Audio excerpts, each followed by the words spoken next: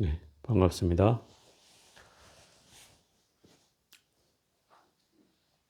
네, 오늘은 9쪽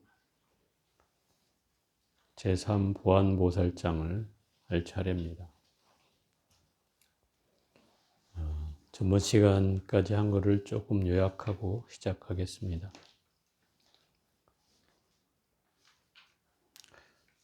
문수장과 보현장은 전체를 통틀어서 봤을 때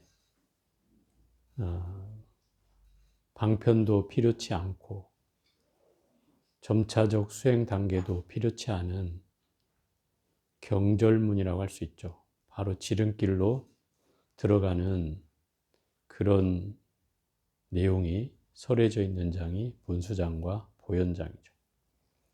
문수장은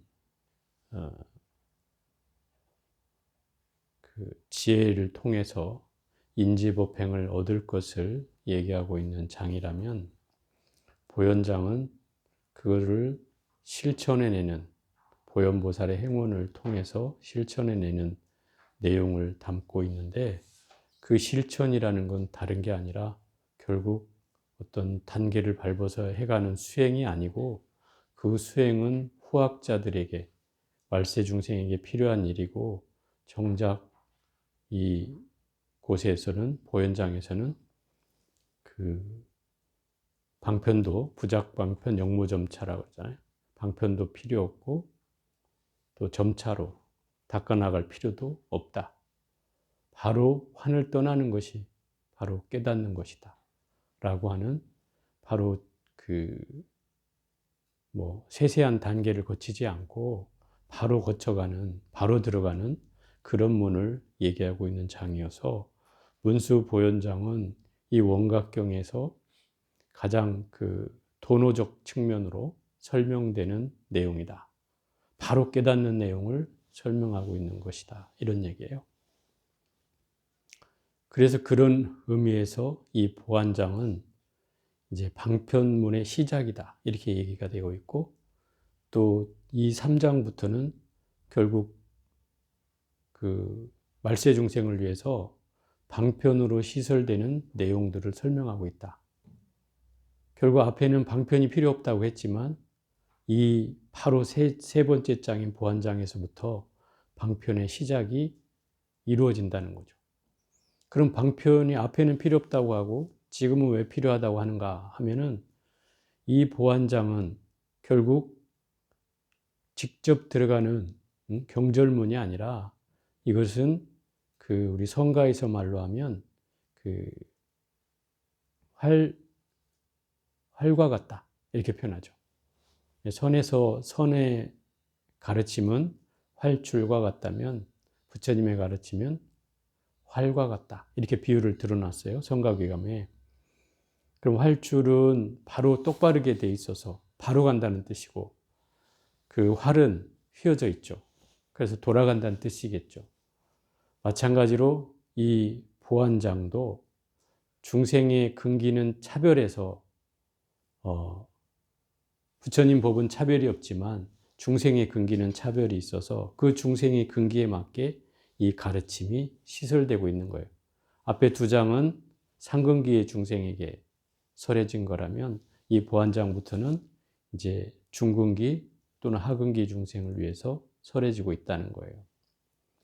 그리고 이 보안이라고 하는 말은 그 보자가 두루 할 보자고, 아는 눈 한자인데, 두루 눈을 통해서 비추는 것, 이런 뜻이죠. 그래서 전체적으로는 육근을 통해서 비추어 주는 것, 이것이 보안의 의미이고, 더 정확히 말하면 그 태양이 어둠을 비추듯이 이 지혜와 자비로서 모든 중생을 비춰주는 것, 그것이 이 보안의 의미라고 할 수 있어요. 그래서 이 보안보살은 아마 여러분들이 어디서 들어본 적이 별로 없을 거예요. 보안보살은 이 원각경에서만 제가 본 것 같아요. 다른 경전에서는 아직 기억이 나진 않는데, 그만큼 이 독특하신 분이다 이 말이에요. 그래서 원각경을 상징하는 보살님이기도 해요. 이 보안보살님. 반대로 얘기하면. 그래서 아까 낮에도 낮에반에서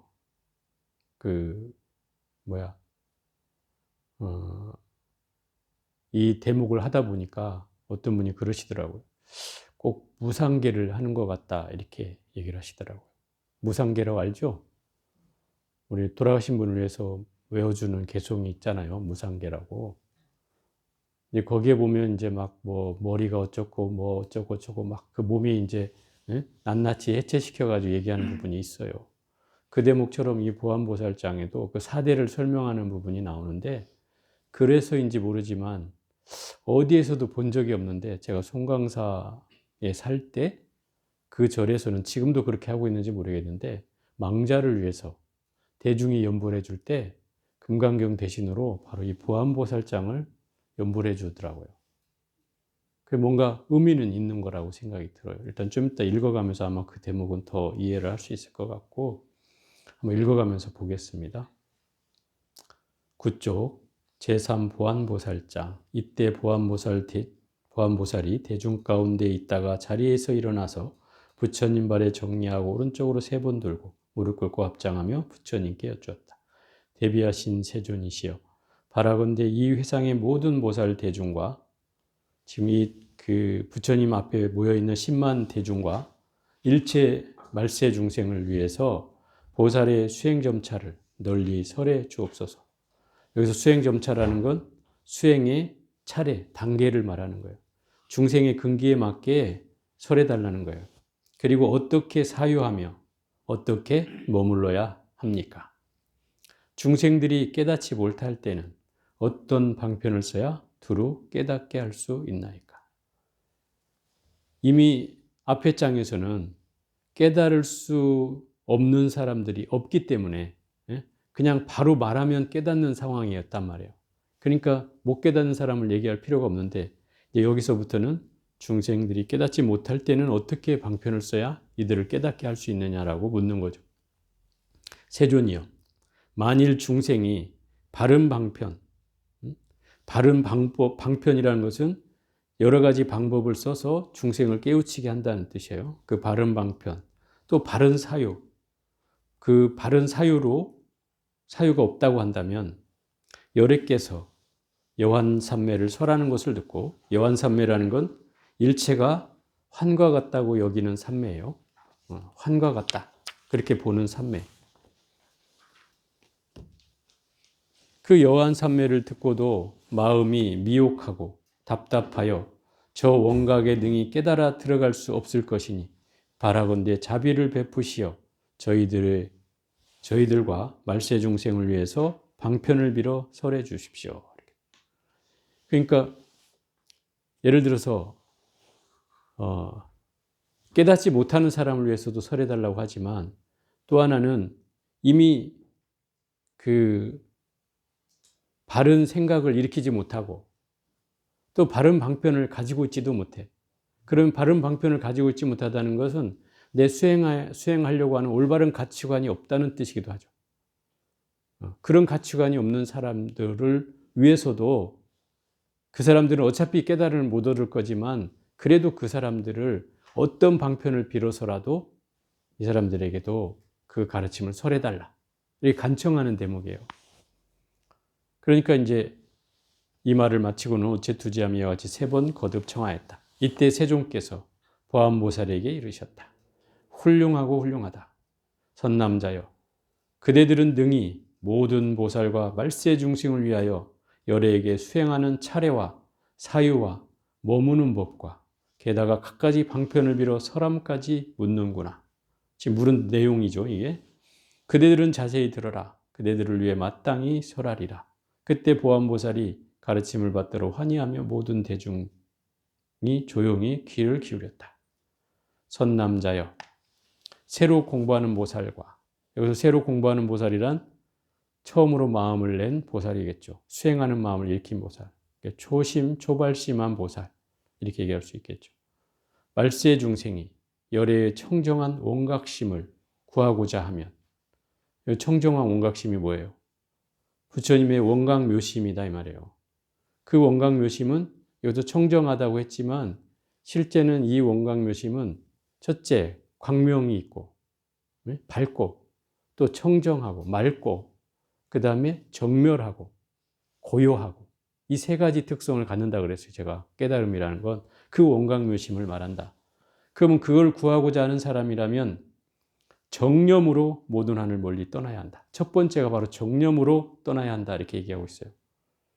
정념이라고 하는 말은 그냥 우리가 팔정도에서 번역할 때는 바른 생각, 뭐 바른 기억 요 정도로 번역하는데 이게 헷갈리는 부분이 정사유, 앞에서 정사유가 나왔죠. 바른 사유와 정념이라는 게 헷갈린다 이 말이에요. 정사유라는 건 뭐냐면 바르게 한 생각을 계속 골똘히해서 뭔가 사무쳐 그걸 통해서 지혜로 나아가는 방법이라고 하면 이 정념은 바르게 알아차린다는 말에 더 가깝다. 바르게 기억한다는 말에 더 가깝다. 그래서 정념과 정사는 같은 바른 생각이지만 좀 다르다라고 하는 거예요. 그래서 예를 들어서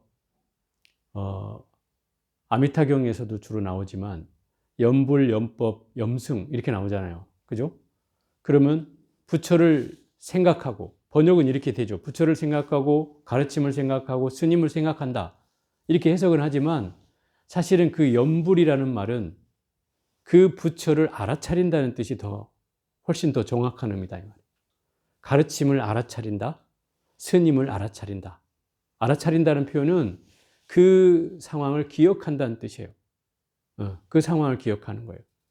부처라는 상황을 기억한다는 건 뭐냐면 부처님의 모습을 떠올리는 것도 있지만 또 내 안에 자리한 부처를 알아차리는 것도 있다. 그 염불의 진정한 의미다 이 말이에요. 그런 것처럼 이 염이라는 말은 비파사나에서는 이게 사띠라고 해가지고 각성의 가장 중요한 요소로 얘기를 한다 이 말이에요. 그 어떤 데는 그거를 수행의 어떤 한 방법으로 삼아서 이 동남아시아는 그 사띠 수행이라고 해서 하는 사람들이 있어요. 그래서 그거를 사람마다 해석이 다른데 어떤 사람은 알아차림이라고 해석하는가 하면 어떤 사람은 마음 챙김이라 하고 어떤 사람은 마음 집중이라 하고 뭐 여러 가지로 이렇게 해석을 하지만 어쨌든 그 근본은 결국 수행의 한 방법이고 알아차리는 것으로부터 삼매를 통해서 우리가 환을 떠나야 한다는 거예요. 그러면 알아차리는 것에 의해서 환을 떠날 수 있는 방법이라는 건 뭐냐면 이 환이라는 것은 실상으로 내 눈앞에 펼쳐져서 보여지는 것들이에요. 그죠? 내 앞에 보여지는 모든 것은 다 환이에요. 근데 그걸 환이라고 여기지 않는 건 누구예요? 내가 환이라고 여기지 않거든요. 왜 그런 거예요? 그것을 그냥 나의 삶에 존재하는 어떤 현상이나 실제하는 걸로 보는 것이지 그걸 환이라고 보지는 않잖아요. 환이라고 우리가 자꾸 하니까 그게 환인갑다 하는 것이지 실상 내가 딱 접해서 보면 환이라고 여겨져요? 아니잖아요. 내가 좋은 게 있으면 또 막 갖고 싶고 또 좋은 음식을 보면 또 먹고 싶고 그죠? 좋은 소리가 들리면 듣고 싶고 자꾸 이렇게 되잖아요. 그럼 결국 이게 환이어서 그런가요? 아니잖아요. 여러분은 그걸 실제한다고 느끼니까 계속 그렇게 되는 거죠. 만약에 환이라면 내가 그걸 쫓아갈 일이 없잖아요. 쫓아갈 일이 없죠. 그래서 그걸 알아차리라는 거예요. 그래서 정념이 제일 먼저 나오는 이유다. 바르게 알아차려야 된다. 이게 환인지 아닌지 알아차려야 떠날 수 있는 거잖아요. 그죠? 거기서부터 시작된다 이 말. 또 먼저 열의 사마타 행에 의지하여 금한 계율을 굳게 지키고 금했던 계율을 지킨다 이 말이에요. 사마타 행이라고 하는 말은 이 원각경에서 사마타, 삼마발제, 선나라는 세 가지 수행 방법이 등장하는데 바로 사마타는 이 그칠지, 생각이 그쳐지는 수행을 사마타 수행이라 한다. 또 정해상수로 얘기하면 선정 그 자체, 고요하게 마음을 다스려서 집중되는 상태를 사마타 행이라 하고 그에 비해서 삼마발제는 관법 수행이라고 할 수 있다. 비파사나 수행이라고 할 수도 있고 또 정해상수로 말한다면 지혜를 닦는 수행이라고 할 수 있다. 그래서 사마타와 삼마발제를 구분하는데 여기서는 바로 그칠지, 선정 이런 뜻으로 쓰여진 수행이다. 더 정확히 말하면 선정이라고 할 수도 있죠. 거기에 의지해서 계율을 지키고 이런 거예요. 생각이 그쳐지려면 어떻게 해야 되는가? 한번 역으로 생각해 보면 돼요. 생각이 멈춰지려면 또 생각이 쉬려면 어떻게 해야 되는가? 그러면 가장 근본적인 게 뭐냐면 계율이 따라오는 거예요. 계율을 내가 어기고 막행막식하고 뭐 살생하고 도둑질하고 사음하고 거짓말하고 술을 먹고 이러고 다니면 절대로 생각이 그쳐질 수가 없어요. 고요해질 수가 없어요. 그래서 계율을 우리가 자꾸 강조하는 이유예요. 다시 우리가 과거로 돌아가서 고려시대 때 의천 대각국사가 지관겸수라는 걸 주창했어요. 지관겸수는 생각이 그치는 것, 그치게 하는 수행과 관법 수행처럼 하나를 꿰뚫어 보는 것, 이 두 가지를 함께 닦아야 된다는 사상을, 그 수행을 주창했어요. 대각국사가. 그러자 또 고려 후기쯤 되면은 선불교의 중홍조라는 그 보조 진울국사가 등장해서 정해쌍수를 주창해요. 정해쌍수란 선정과 지혜를 함께 닦아야 한다, 이런 뜻이에요. 그럼 지관겸수나 정해쌍수나 말만 다를 뿐이지 같은 말이에요. 지라고 하는 말은 그친다는 뜻인데 이건 정이라는 말과 같은 말이다, 이 말이에요. 선정. 선정도 생각이 그쳐져야 우리가 집중을 해서 선정을 할 수 있잖아요. 또 관이라고 하는 건 한 가지 대상을 꿰뚫어 보게, 바라보게 하는 거거든요. 그게 비파사나선의 핵심이잖아요. 마찬가지로 해는, 지혜를 얻는 방법도 한 가지를 꿰뚫어 봄으로 해서 그 지혜를 얻어지는 것이기 때문에 그 두 개는 말만 다를 뿐이지 맥이 맞닿아 있다, 이 말이에요. 그러니까 결국 이 두 가지를 주창한 이유가 뭐냐면, 이게 부처님이 말씀하신 근원은 개정의 사막으로부터 이게 출발한다는 거예요. 부처님이 사막 세 가지를 배워야 된다. 그게 첫 번째가 계율이고 두 번째가 선정이고 세 번째가 지혜다. 이걸 차례차례 닦을 것을 부처님은 초기 경전에 얘기하고 있어요. 그런데 이 고려시대의 대각국사나 이 보조진후국사가 계율은 빼고 지관겸수, 정해쌍수를 얘기했다, 이 말이에요. 그러면 계율을 지키지 말아야 된다는 얘기냐? 그게 아니고 이미 계율은 그 밑바탕에 까는 것이다, 이 말이에요. 우리가 선정하고 지혜를 얻는데 계율이 없으면 절대 될 수가 없어요. 제가 아까 얘기했잖아요. 생각이 그쳐지려고 하면 계율이 철저하게 지켜져야 가능하다. 예전에도 제가 그래서 살생 많이 하면 절대 공부할 수가 없다. 공부할 수가 없어요, 살생을 많이 하면. 제가 예전에 한번 얘기 안 했나요? 그 오리를 집에서 키워갖고 잡아먹다가 공부를 하겠다고 찾아왔는데 이 사람은 절대로 공부를 할 수 없다, 제가 그랬어요. 그래서 당신 이거 사경이나 하고 이 사람들 죽인 생명들을 천도나 좀 해라. 그러고 했더니 결국 그 사람은 안 나타났죠. 그럼 나중에 한번 와가지고 하는 소리가 자기가 농사지면 농사진 족족 되지를 않는다는 거예요. 옆에 농가 똑같이, 그 사람이 약을 치면 자기도 약을 치고 거름을 주면 거름을 주고 피를 뽑으면 피를 뽑고 물을 주면 물을 주고 똑같이 했는데도 나중에 보니까 그 옆에 노는 막 알이 탱글탱글 너무나 잘 여물었는데 자기 논의 곡식은 속이 텅 비어 있어요. 쭉정이만 돼 있는 거죠. 그러니까 결실이 안 되는 거예요. 이게 살생의 과보가 그렇다, 이 말이에요. 그렇게 많이 한 사람은 그래서 공부를 할 수 없는 이유인 거예요, 그게. 그러니까 결국 계율이라는 건 수행의 그 토대지 그게 핵심은 아니라는 거예요. 기본인 거죠, 기본. 그 바탕 위에서 정해쌍수, 지관겸수가 이루어진다는 거예요. 여기에서 얘기하는 말도 그 얘기예요. 계율은 바로 사마타행에 의지해서 지켜야 하고 또 대중과 함께 편안하게 머물면서 이것은 바른 방편을 가지고 편안하게 머물면서 고요한 방에 단정히 앉아 늘 이렇게 생각하라. 늘 이렇게 생각하라는 것은 한결같이 생각하라는 거예요. 이게 바로 정사유죠, 정사유. 바르게 생각하라고 하는 거예요. 그러면 여기에서 이미 이 바르게 생각한다는 것은 우리가 지혜라고도 얘기할 수 있다, 이 말이에요. 지혜. 그러니까 이 대목에는 이미 계율과 그 계율을 지킨다고 했죠. 또 사마타행의 정과 그 다음에 정사유라고 하는 지혜, 이 세 가지가 갖춰져 있다 이 말. 개정의 사막이 갖추어졌다 이 말이에요. 결국 수행의 핵심은 바로 이 세 가지에 있는 거예요. 세 가지에 있어요. 그런데 이것이 초기 불교에서는 단계별로 계율을 지키고 선정을 닦고 지혜를 닦아라 이렇게 하고 있지만 이 대승불교에 오면 이거에 차별이 없어진다 이 말이에요. 계율을 지키면 이미 선과 정의, 해가 같이 따라오고 또 선을 닦으면 계율과 지혜가 따라온다는 뜻이고 지혜를 닦으면 선정과 계율이 따라온다는 거예요. 그러니까 어느 거 하나만 제대로 하면 다 세 가지가 갖춰지는 거죠. 그게 대승불교에서 얘기하는 거예요. 굳이 이거를 단계별로 닦아야 될 이유가 없다. 그런 거죠. 다만 계율이라는 것은 대승불교에서 주로 얘기하지 않는 이유가 그것은 그냥 우리 뭐 소위 말하면 김치처럼 아주 기본이기 때문에 굳이 얘기하지 않는 거예요. 굳이 얘기하지 않아요. 우리 뭐 돼지고기 시켜서 밥을 먹으면 당연히 따라 나오잖아요. 김치 주세요 하지 않잖아요. 그죠? 그와 같다 이 말이에요. 음식을 먹으면 뭐 된장찌개를 시켜도 따라 나오고 그런 것처럼 기본이다 말이에요. 이 계율은. 그래서 얘기하지 않는 것일 뿐이지 계율을 지키지 말란 뜻이 아니라 이 말이에요. 우리가 그걸 착각하고 있는 부분이에요.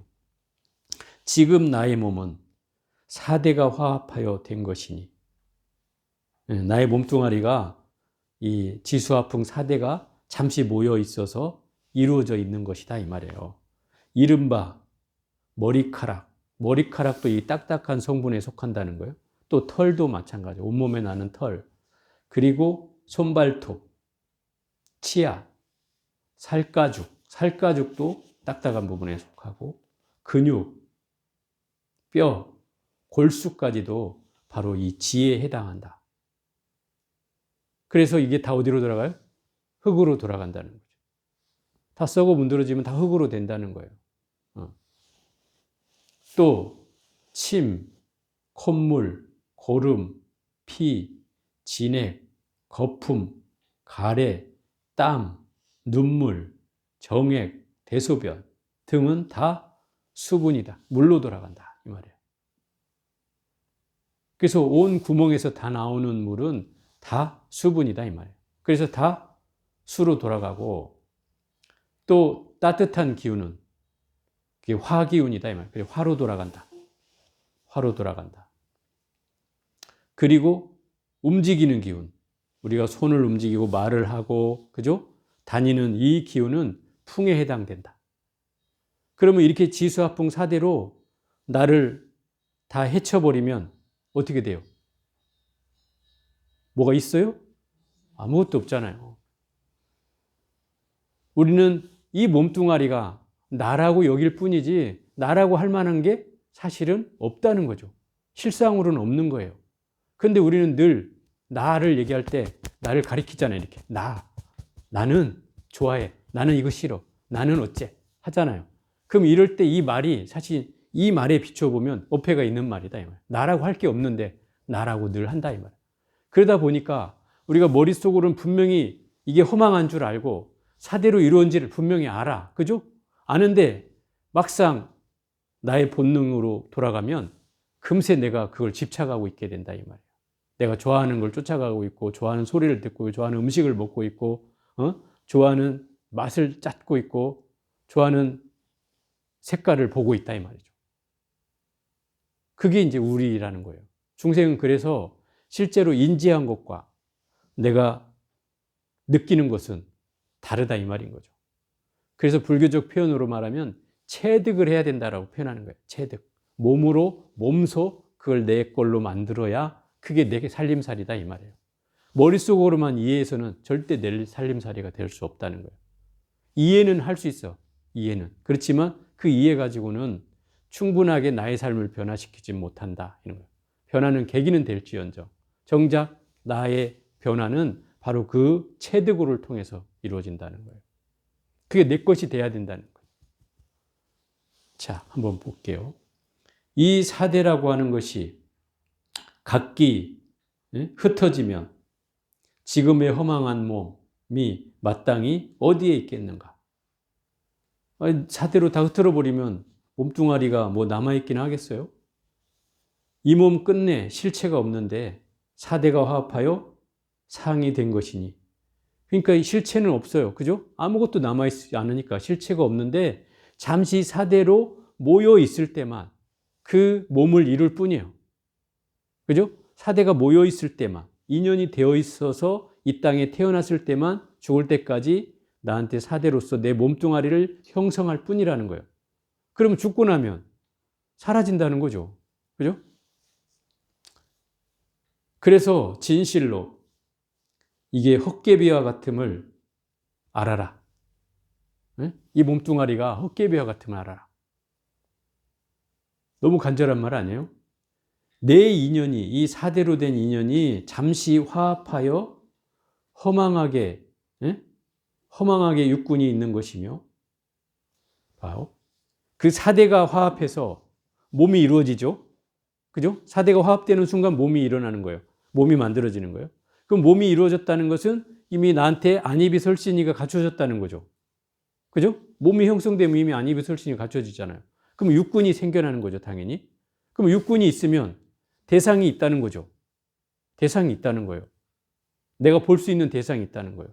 그런데 이게 반대로 육군 4대, 그 육군과 4대가 안팎으로 합해서 나의 몸과 마음을 이룬다 이 말이에요. 육군은 내 육진에 반연한 그림자로서 내 마음을 삼는다 했죠. 그러니까 그 육진에 반연한 그림자가 바로 육군을 말하는 거다 이 말이에요. 그러면 안입이 설신을 통해서 내 마음이라고 얘기한다 이 말이죠. 내 마음이라고. 육군이 눈으로 색을 보고, 코로 냄새 맡고, 혀로 맛을 보고, 귀로 소리를 듣고, 몸뚱아리로 감촉을 느끼고, 생각으로 대상을 분별하면서 우리는 마음이 있다라고 여긴다 이 말이에요. 그죠? 마음이 있다라고 여겨요. 그 몸뚱아리를 통해서는 내 몸이 있다고 여기고, 내 눈, 귀, 코, 혀, 몸, 육군의 감각기관을 통해서는 내 마음이 거기에 있다고 여긴다 이 말이에요. 그게 우리 중생살이에요. 그런데 이 허망한 인연 기운이 그 안에 쌓이고 모여서 인연의 상이 있는 듯 하지만 짐짓 그것을 마음이라고 할 뿐이다. 결국 육진에 반연한 그림자, 또 육군의 그 움직임을 그냥 빌려서 가짜로 마음이라고 한다 이 말이에요. 왜? 실제 하는 건 아니지만 잠시 인연을 할 때만 그것을 우리는 마음이라고 불린다 이 말인 거예요. 그럼 실상 마음은 있다는 거예요, 없다는 거예요? 없다는 거죠. 실체하는 실제 영원불멸한 마음은 없다 이 말인 거예요. 선남자여, 이 허망한 마음 육진이 없으면, 허망한 마음이 육진이 없으면 마음이 생겨나겠어요? 육진이 없으면 당연히 없죠. 결코 있을 수 없으며, 또 사대가 다 흩어져 버리면 그 마음이란 육진도 없죠. 없습니다. 얻을 것이 없느니라. 이 가운데 연이 되는 육진은 바로 육군의 대상을 말해요. 그 마음의 대상이죠. 그것이 흩어져 없어지면, 대상이 흩어져 없어지면 마침내 그 반연하는 마음도 볼 수가 없다. 이 얘기는 이런 얘기예요. 비유를 들자면 대상이 없으면 보는 주체는 사라진다는 뜻이에요. 대상이 없는데 어떻게 존재하냐 이 말이에요. 마치 내가 눈이 없으면 밖에 대상이 아무리 있다 한들 그게 보여지겠냐 이 말이에요. 대상도 없다 이 말인 거예요. 그죠? 여러분이 없으면 저도 없고, 말하자면 이런 얘기죠. 내가 없으면 여러분도 없다 이런 얘기예요. 주체가 사라지면 대상도 사라진다 이 말. 무의미하다는 거죠. 대상이 없으면 주체도 무의미하다는 거예요. 불교는 이런 안목을 가지고 있어요. 그러니까 어떻게 보면 스님 안 보여도 있을 수 있잖아요. 그건 인식하지 못하는데 이 주체가. 그죠? 인식하지 못하잖아요. 설사 있다 해도 인식하지 못해요. 그러니까 불교에서는 이 세계라는 건 내가 인식된 것이 세계예요. 인식되지 않으면 세계가 아닌 거예요. 그게 무슨 얘기예요? 내 눈과 귀와 코로 볼 수 있고 들을 수 있고 냄새 맡을 수 있는 것이 세계예요. 그럼 내가 보지 못하고 듣지 못하고 냄새 맡지 못하면 어떻다는 거예요? 세계가 아니라는 거예요. 없다는 거예요. 그렇게 얘기한단 말이에요. 불교의 세계관이 그래요. 그러니까 결국 내가 보지 못하면 그건 세계가 아닌 거예요. 재밌는 표현이죠.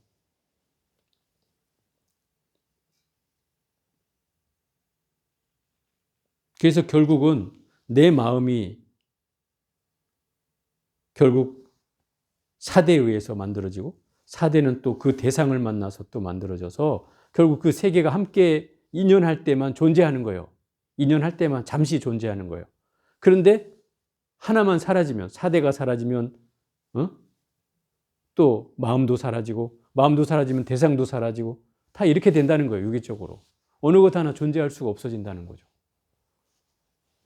선남자여, 저 중생들이 허망한 몸이 사라지기 때문에, 예? 허망한 몸이 사대로 다 흩어져서 사라져버리면 허망한 마음 또한 어떻게 돼요?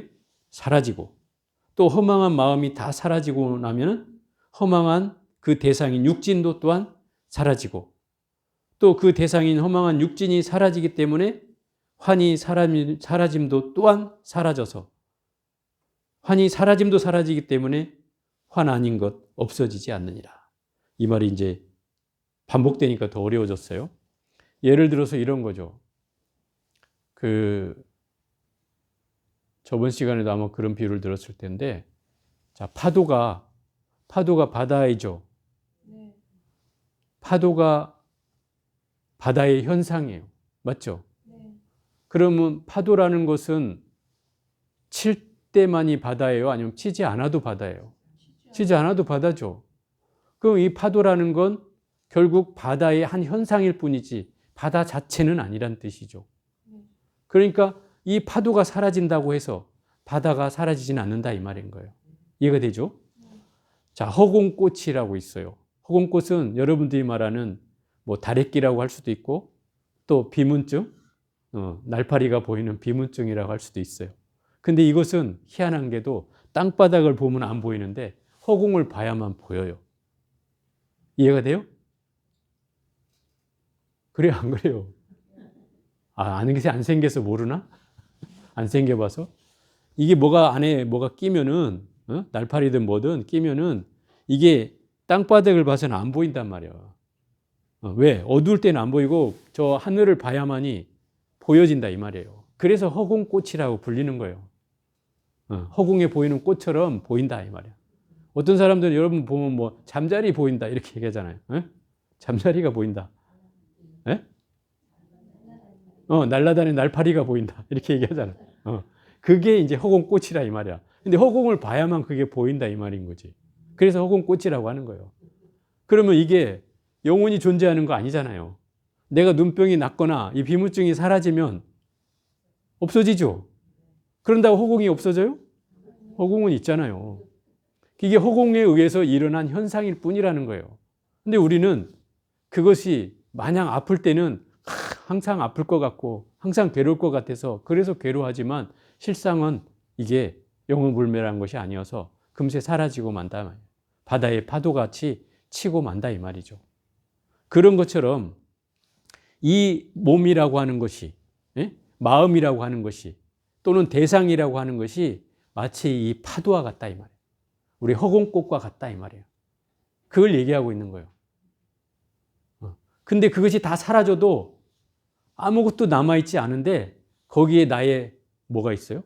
원각이, 나의 본성이, 나의 불성이, 나의 참마음이, 전에 얘기했던 주인공, 뭐 이것이 참나가 거기에 존재한다는 거예요. 사라지지 않는다는 거죠. 그거는. 내 몸과 마음이 다 사라져도 나의 본질은 그대로 있다. 마치 바다가 그대로 있듯이 또 허공이 그대로 있듯이 그대로 있다는 거예요. 이 얘기는 그래도 감을 못 잡아. 제가 이렇게 비유를 들었어요. 어떻게 해야 나의 그 본성을 볼 수 있습니까? 본성을 보면 견성이요. 바로 깨닫는 거란 말이에요. 그런데 어떻게 볼 수 있느냐? 잠깐은 볼 수 있다. 이렇게 얘기할 수 있어요. 잠깐은. 여러분이 계속 봐야 이게 부처가 되는 거니까. 예를 들어서 이 대목이에요. 아마 쉽게 이해를 하기 위해서 제가 예를 드는 거예요. 보장님 혹시 3000배를 해보신 분이 있어요? 젊은 날에 3000배 해보셨죠? 안 해봤는구나, 여기는. 해봤어요? 해봤다 손 한번 들어봐요. 그래도 반수는 더 되네. 이 3000배를 하면은 처음에 한 1500배 정도는 막 육신의 힘으로 막 해요. 육신의 힘으로 막. 하면 한 1500배 되면은 이제 육신이 에너지가 앵꼬가 돼. 앵꼬라면 좀 그렇지만, 딱 이제 말하자면 더 체력이 없어져. 그리고 그때부터 이제 정신력으로 막 하기 시작해. 그래요. 정신력으로. 막 정신력을 하다 보면 한 2500배까지 가면은 이제 정신력도 사라져. 예? 정신력도 사라져. 막 그때까지는 뭐 발언도 하고 뭐 소원도 빌고 뭐 막 다 했는데 한 2500배 되고 나면 그걸 떠올릴 정신도 없어. 그다음부터는 그냥 하는 거야. 그죠? 나머지 한 500배는 그냥 하는 거야. 아무 생각이 없어. 아무 생각이 없어. 그러고 500배를 딱 하고 3000배가 끝났을 때 막 환희심이 벅차올라. 그죠? 그런 경험 해봤죠? 왜 환희심이 오르겠어요? 저는 이 순간이 내 마음과 몸이 다 사라지고 난 뒤에 바로 나의 본질과 만나는 순간이다 이 말이에요. 나의 육신의 집착이 사라지고 정신의 집착이 딱 사라지고 나니까 뭐가 남아요? 나의 본래 자성만이 남는다. 그것과 만나기 때문에 환희심이 일어난 거다 이 말이에요. 이해가 돼요? 아직도 안 돼? 이 대목이다 이 말이야.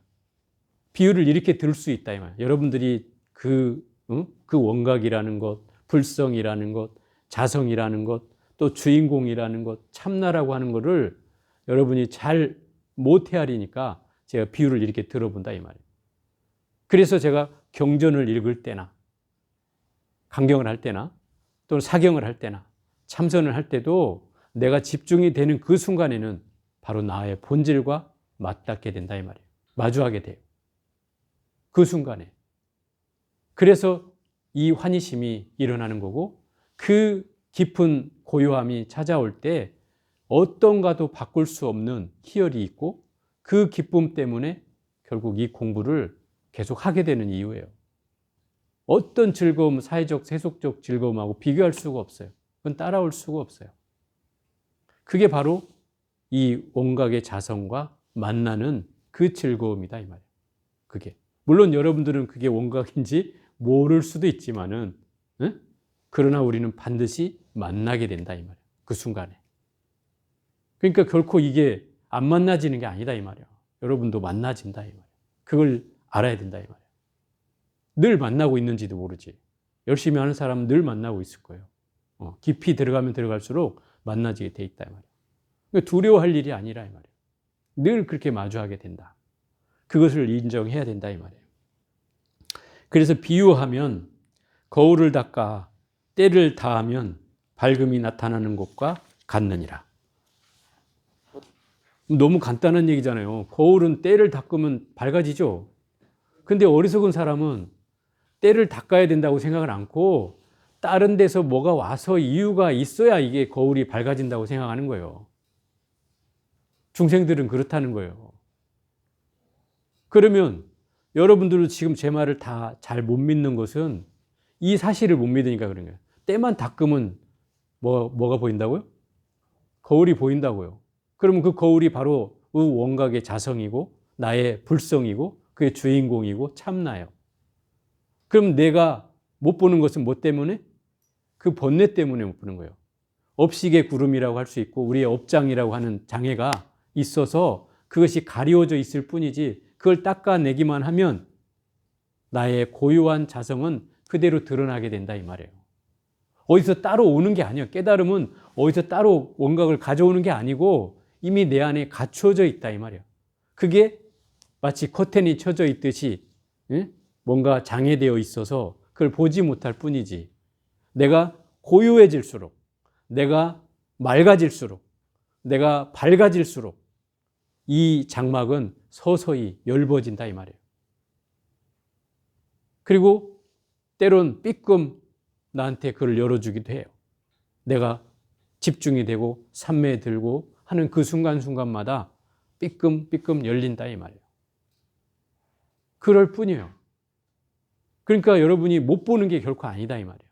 그걸 못 느낄 뿐인 거죠. 그것인지 분간을 못할 뿐인 거지 실제는 늘 같이 하고 있다. 함께 하고 있다. 이 말인 거예요.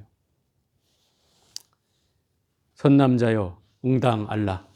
몸과 마음이 다 환이요 더러운 때이니 더러운 때라는 상조차 영원히 사라지면 시방이 청정해지느니라. 이게 결국 몸과 마음이라고 하는 게 다 환이라고 하잖아요. 그죠? 다 번뇌덩어리다 이 말이에요, 이게. 그런데 이것이 사라지면 모두가 다 청정해진다 이 말이에요. 시방까지 다 청정해. 내가 청정해지면 시방도 다 청정해진대. 어디서 많이 듣던 얘기 같잖아요. 내 마음이 청정해지면 국토가 청정해지느니라. 이거 어디 나오는 내용이에요? 유마경에 나오는 얘기잖아요. 이런 내용이 등장하잖아요.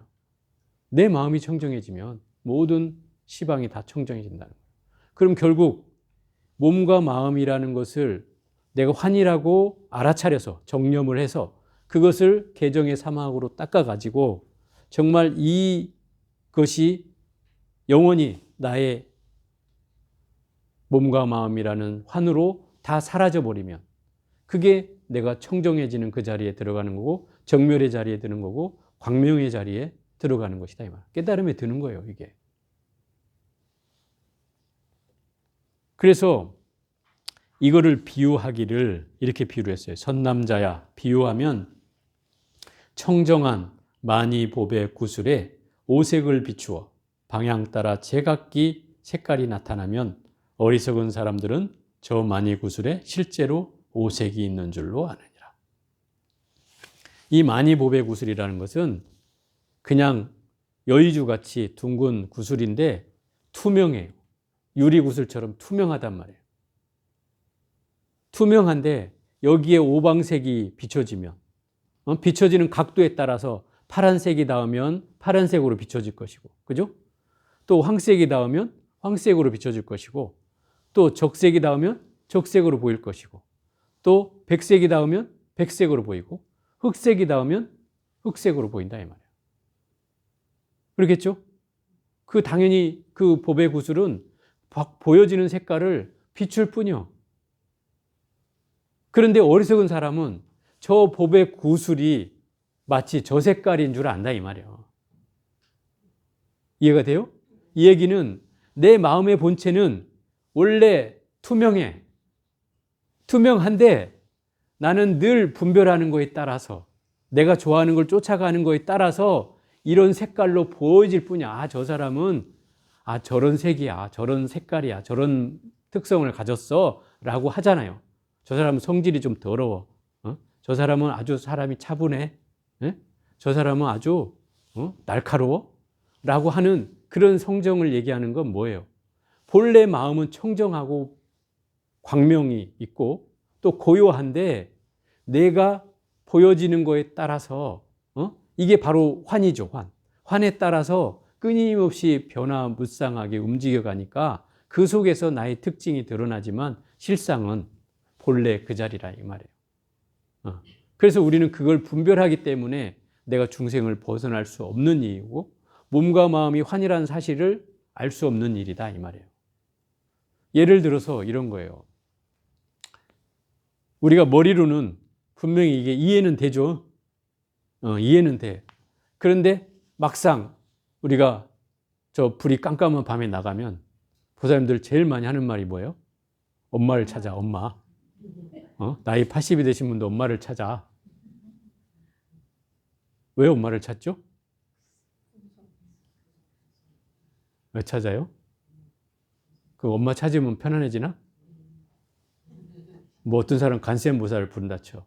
그럼 그 마음이 뭐 때문에 그래요? 두려움이 일어나기 때문에 그런 거죠. 그죠? 그걸 공포심이라고 한다면 그 공포심이 만들어진 이유가 뭐냐 이 말이에요. 내가 어떤 대상에 대해서 존재를 인식한다는 거잖아요. 그죠? 뭐 귀신이 있다고 여긴다든지 뭔가 다른 생명체가 있어서 나를 뭔가 저 깜깜한 속에 들어가면 나를 엄습하게 뭐 공격을 해올 것 같은 그런 상상을 하는 거죠. 그래서 두려운 거죠. 그죠? 실제 있는 건 아닌데도. 또 어떤 사람이 밤중에 깜깜하게 숨어 있다가 왁 하고 놀래면 또 그때도 엄마야, 그죠? 엄마가 많이 등장해. 그럴 때도 내가 왜 놀라는 거예요? 나의 존재를 인식한다는 거예요. 인지한다는 거예요. 내 존재가 여기 있다. 그런데 이 존재가 해침을 당하게 되면 보호 본능이 순간적으로 일어난다는 거죠. 이것은 나에 대한 집착이 있는 거예요, 없는 거예요? 있는 거죠. 거기에서 일어나는 거예요. 그래서 우리가 생각으로는 이해가 되지만 실제로 몸의 본능이나 몸에서 작용하는 것에서는 이미 우리가 집착이 있다, 이 말인 거죠. 그죠? 그러니 마음과 몸의 환상을 없애는 일이 쉽겠어요, 안 쉽겠어요? 어렵겠죠. 어려워요. 그래서 제가 아까 얘기한 것처럼 체득을 하는 게 중요한데 그 체득을 하기 위해서는 어떻게 해야 됩니까? 첫째, 알아차려하고, 정념하라 그랬잖아요. 알아차려하고. 그리고 계율을 지키면서 선정과 지혜를 닦아야 해요. 그래야지 뭘 할 수 있다? 이 환을 알아차리고 환을 체득해서 이걸 사라지게 할 수 있다, 이 말이에요. 이게 사라지면 공을 체험한 것 똑같아요. 어떤 두려움이나 괴로움이나 불편함이나 없어진다, 이 말이에요. 왜요? 그게 허망한 줄 아니까요. 이미 그게 허망한 줄 아니까 다 없어진다, 이 말이에요. 다 없어져요. 그래서 환을 아는 것이 바로 깨닫는 것이라고 얘기하는 거예요. 그러니까 우리 앞에 펼쳐진 세계가 아니라는 사실을 우리는 철저하게 인식해야 된다, 이 말이에요. 다 허망한 거예요, 허망한 거. 허망한 거라는 것은 어떤 사람들이 이 얘기하면 불교는 너무 허무해요. 맨날 없다 그러고 뭐 있는 게 없다 그러고 막 이러니까 허무해요, 이렇게 얘기하는데 허무하다는 것은 그것을 잘 인식한 게 아니고 잘못 인식한 거예요. 허무한 것은 내가 염세적으로 세상을 비관해서 일으키는 생각이고 허망하다는 것은 이 세상에 실제로 제대로 보고 하는 표현이다, 이 말이에요. 실상을 제대로 보면 실상으로 존재하는 것과 허상으로 존재하는 것을 우리가 이해할 수 있다, 이 말이에요. 그렇게 될 때 우리의 집착이 떨어져 나가는 거예요. 우리의 환상이 사라지는 거예요. 거기에 모든 요체가 있어요. 몸과 마음의 실체를 이해하는 데는 바로 이러한 요체가 있다, 이 말이에요. 이것이 지금 이 전반부에 이 보안장에서 얘기하고 있는 말의 핵심이에요. 결국 우리 사대라고 하는 것은 이 지수화풍 사대로 흩어버리면 아무것도 존재하지 않는다.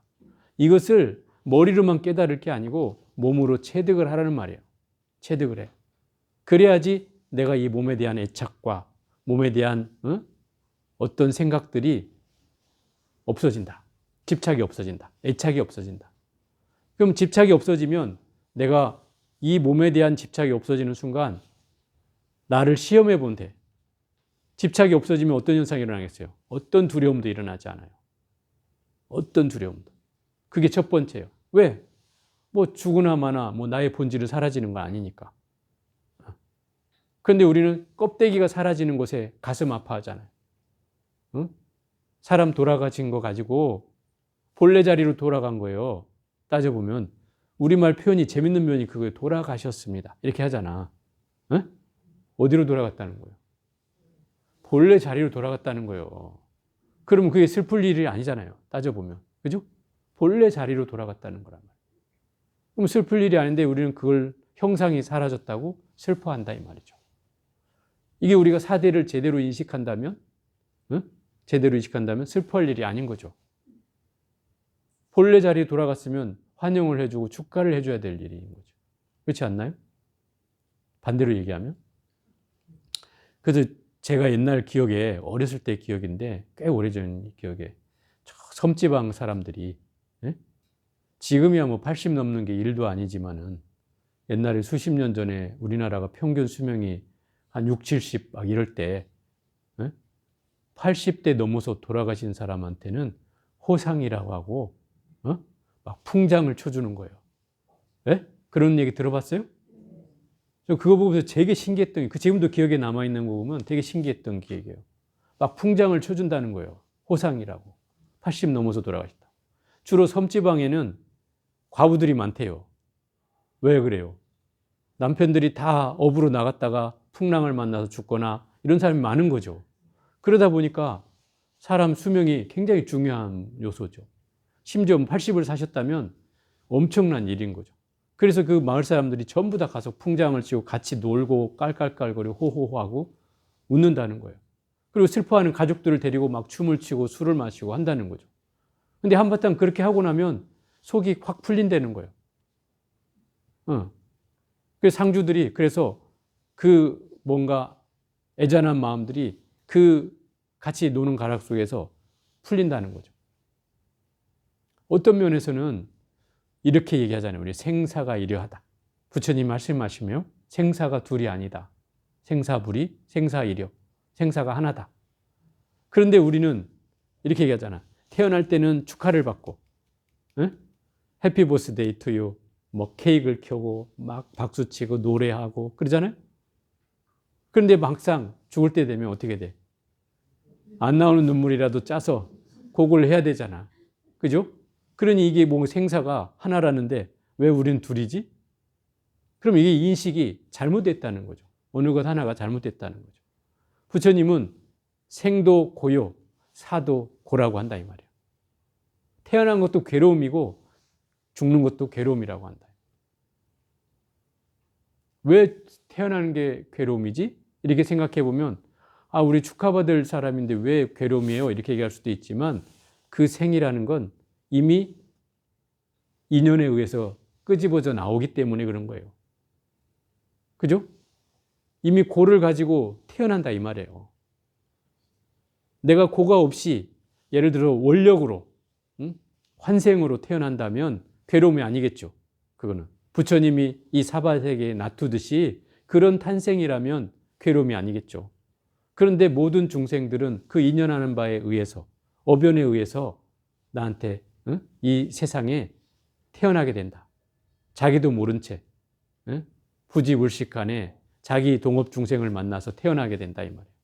그러니 자기의 삶이 어떤 정체성을 가지고 있는지도 모른 채 또 평생을 살아가고, 그러니 그러다가 또 죽어봐야 또다시 이 생사윤회를 되풀이하는 삶으로 또 되니 그게 생은 고요, 사도 고다라고 부처님이 하시는 거죠. 만약에 생이 즐거움이려면 태어나는 그 순간 내가 또렷한 의식으로 원하는 곳에 태어나야 한다 이 말이에요. 그게 환생이죠. 그죠? 원력에 의한 탄생이에요. 그런 삶이라면 생이 고라고 할 수는 없죠. 그 사람은 뭔가 이 사바세계 부처님처럼 뭔가 놔두어서 중생들을 뭔가 제도할 만한 그런 인연을 만나서 원력으로 탄생하게 된다면 그것은 괴로움이라고 할 수 없죠. 그런데 그렇지 않은 경우라면 우리는 다 이렇게 얘기할 수 있다. 그래서 이 생과 사라고 하는 건 바로 우리가 마음과 몸의 실체가 환이라는 사실을 알면 이 생과 사는 의미 없어지는 것이다.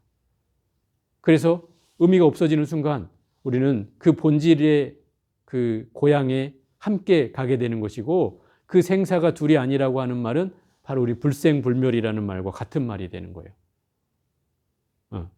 본질은 태어난 바도 없고 죽는 바도 없다 이 말인 거예요. 본질은 본래 자리로 돌아갔을 뿐이에요. 이게 죽은 게 아니다 이 말이죠. 그죠? 그래서 불생불멸이라고 하는 거예요. 환을 이제는 좀 이해하겠습니까? 자, 오늘은 여기까지 해보겠습니다.